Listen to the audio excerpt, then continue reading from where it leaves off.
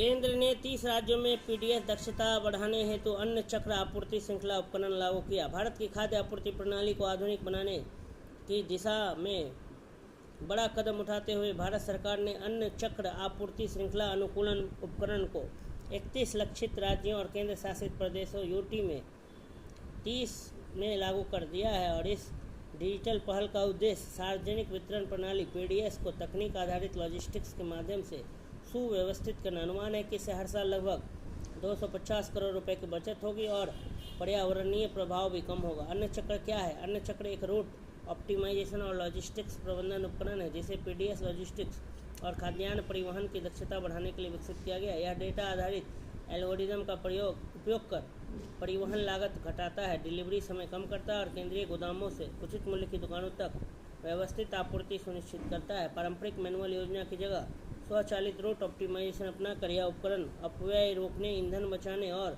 वास्तविक समय निर्णय निर्माण में मदद करता है।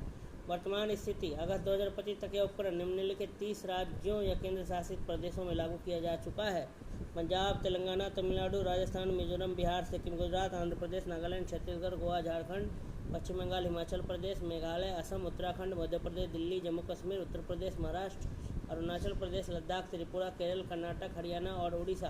केवल मणिपुर में यह अब तक लागू नहीं हो सका है।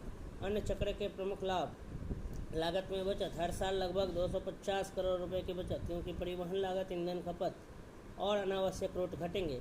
दूसरा, पर्यावरणीय प्रभाव में कमी, ईंधन उपयोग घटने से CO2 उत्सर्जन कम होगा जिससे जलवायु परिवर्तन लक्ष्यों और सतत विकास लक्ष्यों SDGs में योगदान मिलेगा।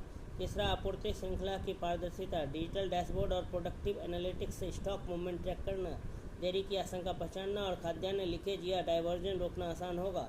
चौथा, समय पर वितरण, रूट और शेड्यूल ऑप्टिमाइजेशन से राशन समय पर विशेषकर दूरस्थ और कठिन क्षेत्रों तक पहुंच सकेगा। पीडीएस के लिए रणनीतिक महत्व: भारत की पीडीएस प्रणाली लगभग 80 करोड़ से अधिक लोगों को कवर करती है, जो विश्व के सबसे बड़ी खाद्य सुरक्षा नेटवर्क में से एक है। इस प्रणाली की सफलता के लिए अनाज का प्रभावी और समयबद्ध वितरण अत्यंत आवश्यक है। अन्न चक्र की शुरुआत से लॉजिस्टिक्स व्यय घटाकर बेहतर वित्तीय प्रबंधन, कमजोर वर्गों तक खाद्य पहुंच में सुधार, प्रशासनिक स्तर पर निगरानी और लॉजिस्टिक्स साझेदारों के साथ तालमेल आसान होगा। चुनौतियां और आगे की राह: हालांकि यह परियोजना काफ़ी आगे बढ़ चुकी है, फिर भी कुछ चुनौतियां बनी हुई हैं।